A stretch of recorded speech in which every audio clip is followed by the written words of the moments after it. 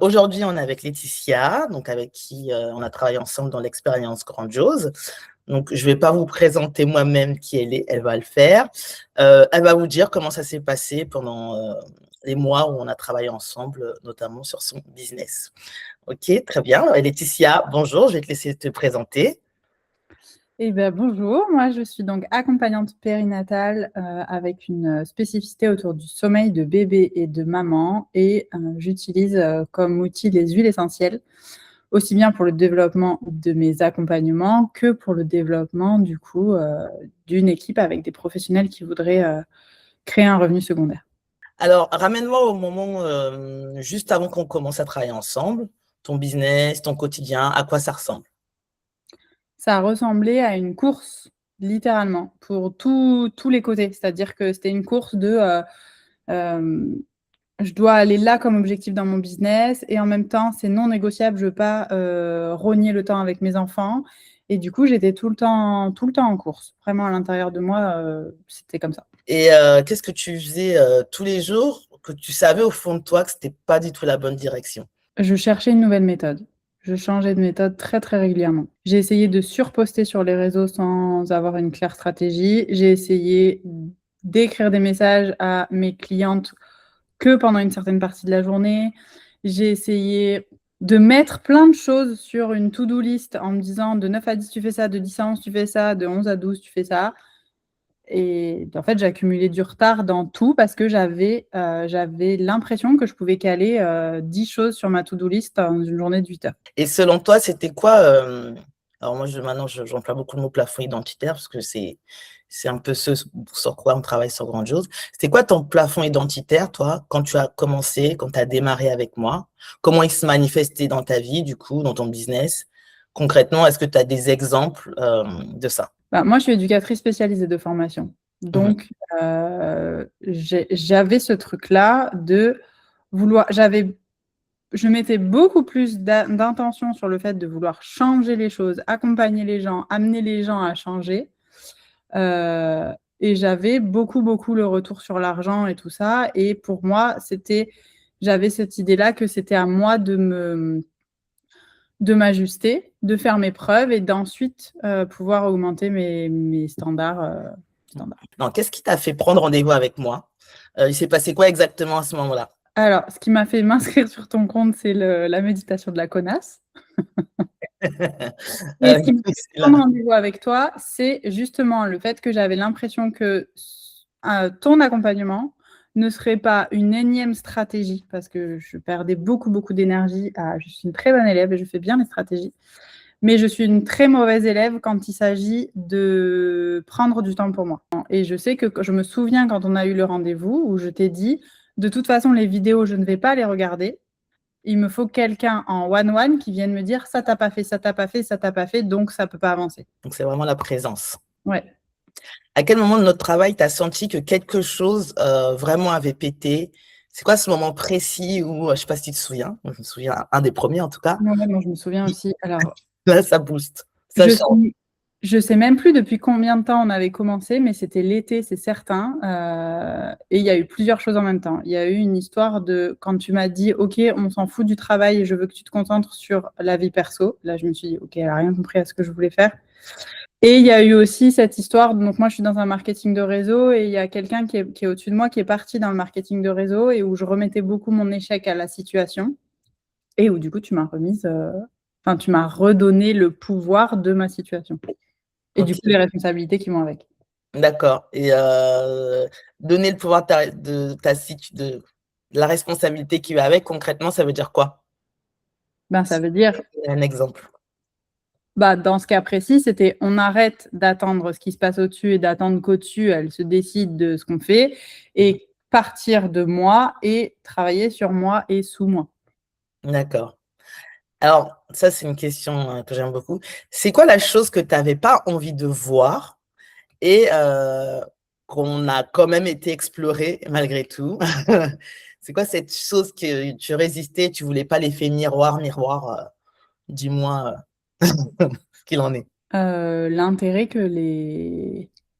alors peut-être toutes les personnes qui sont à son compte, mais en tout cas que les personnes qui accompagnent ont besoin d'être accompagnées. Non, mais enfin, vraiment, ça a été puissant parce que moi, je travaille sur le système nerveux notamment et je suis vraiment arrivée en te disant, moi, je travaille sur le système nerveux et je sais où sont mes failles, quoi. Et la vérité qui a fait le plus mal ou le plus de bien, ça serait quoi? Ben, elle a fait les deux à la fois. Ce serait de se dire que le chiffre d'affaires que je voulais, il n'était pas atteignable en l'état actuel.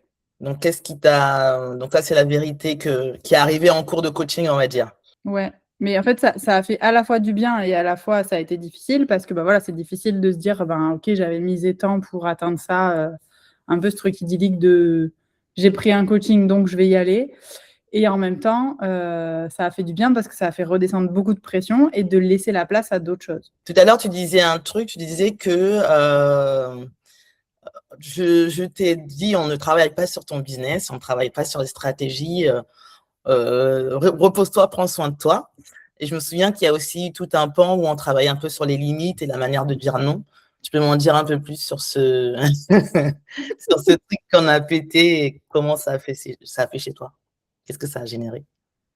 Bah, ça a généré beaucoup de temps, de fait, parce que j'étais quelqu'un qui vraiment disait beaucoup oui, sachant que j'ai encore une activité salariée, donc j'avais déjà peu de temps sur mon entreprise, plus le, le cousin qui est malade, est-ce que tu peux le prendre au dernier moment? Bah oui, de toute façon, j'étais sur mon entreprise aujourd'hui, donc j'ai le temps. Ou voilà, des choses comme ça où j'avais tendance à dire beaucoup oui, et du coup, quand on dit oui et qu'on n'a pas envie, bah, ça demande encore plus d'énergie que quand on dit oui et qu'on a envie. Et du coup, on a fait un exercice où pendant un moment, je devais dire non, juste non, même si j'avais envie. J'avais une histoire comme ça où on a forcé le non pour qu'il devienne plus fluide. Et je ne suis pas sûre d'être la reine du non, parce que ça fait encore pas très longtemps, ça date de fin d'été, je crois. Mais par contre, systématiquement, je reviens, même si j'ai posé un oui, je me dis, attends, tu l'as posé dans quelle mesure? Il vient d'où celui-là? Il vient de oui, je veux être là pour tout le monde, ou il vient de oui, j'ai vraiment envie de le faire. Ok, tu protestes ton espace maintenant. Ouais. Ok. Alors, la question de tous les lundis, là, ça ne sera pas le win du lundi, mais ça serait quoi les big wins du programme? Maintenant, on va reprendre l'exercice que j'ai l'habitude de faire. Donc, plutôt les trucs qui t'ont semblé impossibles avant de démarrer ou vraiment très challengeeux. Ça peut être des chiffres, ça peut être du chiffre, créer ce que tu as envie de créer, ça peut être dans ta vie de tous les jours, dans tes relations. Je te laisse me dire. Ben, déjà, alors je ne sais pas si c'est un truc qui était pas accessible, mais en tout cas, c'est un truc que je n'avais pas compris. Moi, le game changer, ça a été les blocs de temps, mais vraiment de se dire que bah, ça ne sert à rien de faire une to-do avec 10 trucs à faire, de toute façon, ça passe pas. Donc, j'ai des moments où je dois faire, enfin, je me mets par bloc de temps, mais vraiment, quoi.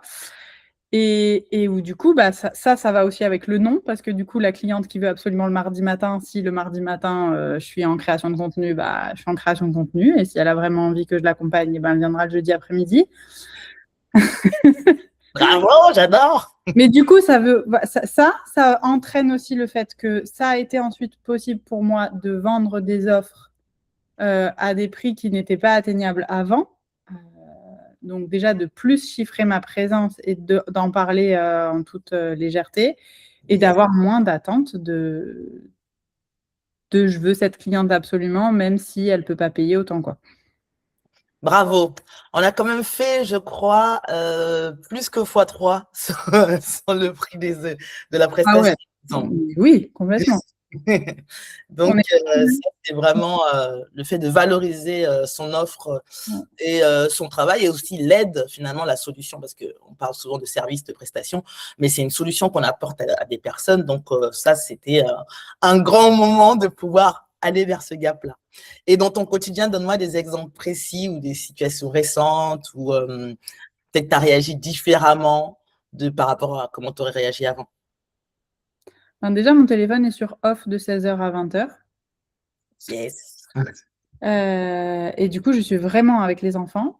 Et il y a aussi du côté familial où j'ai aussi mis mes limites dans le sens où c'est une entreprise et je ne joue pas à la dinette, où je peux, enfin, quand je travaille, je travaille. Et ils le savent tous, enfin, tous les trois. J'ai deux enfants et un mari et Ils savent que quand je suis... Du coup, il y a un espace, c'est-à-dire que là, je travaille dans mon bureau et plus en bas. Et quand je suis dans mon bureau, je ne suis pas disponible. Super, on est passé dans une vraie posture. Trop bien. Ça permet de vraiment se concentrer sur son activité. Alors, la dernière question que j'adore, parce qu'on va parler de de la Kiff Academy et du kiff. Aujourd'hui, sur une échelle de 1 à 10, on va dire que tu kiffes ta vie ou ta vie professionnelle, ta vie personnelle, à combien? C'était combien avant? Comment tu te positionnerais? Avant, j'étais à 5 parce que je kiffais par rapport à ce que je projetais, mais je kiffais pas sur le moment, enfin par rapport à ce que je vivais là. Je kiffais en me disant, tout ce que je fais là maintenant, c'est pour plus tard être en ultra kiff. Et là, je dirais que je suis entre 8 et 9 parce que le matin, je suis trop contente en fait. Et je le vois vraiment par rapport à la différence entre mon taf en plus et mon entreprise. Ah, super. Déjà, elle dit mon entreprise. Bon, c'est un vrai business. Donc, trop bien. Et tu me disais tout à l'heure que je ne l'ai pas filmé, donc j'aimerais bien qu'on revienne un peu sur ça. Tu me disais tout à l'heure que tu es hyper contente, par exemple, aujourd'hui, parce qu'on est le 27 du mois. Tu peux nous dire pourquoi?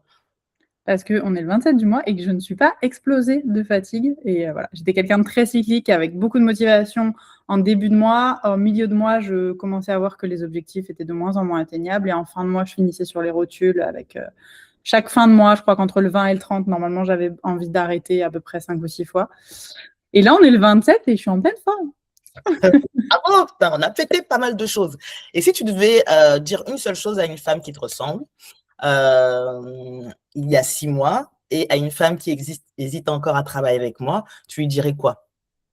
Que tant qu'elle ne décide pas de se choisir, elle, son entreprise avancera pas. Bon message. On va terminer sur ça. En tout cas, voilà, c'est grandiose parce c'est assez marrant de voir l'évolution et des choses qui changent dans une sphère qu'on n'avait pas imaginée en décidant de faire un coaching business. C'est pour ça que je dis que je suis plutôt un accompagnement vers une transformation et pas forcément business. Donc, c'est ça grandiose. Donc, le travail qui change vraiment au niveau du plafond identitaire qui est de ce que je crois mériter, ce que je veux dans ma vie, ce que je veux positionner, comment je vais être aligné à mon business. Mais on a bien vu ensemble pendant la transformation que le business est forcément relié à la vie. Donc, si on fait bouger aussi des choses de la vie, eh ben, ça bouge naturellement au niveau du business.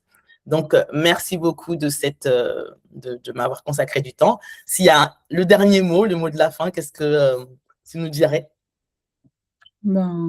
Merci et à bientôt sûrement. Certainement.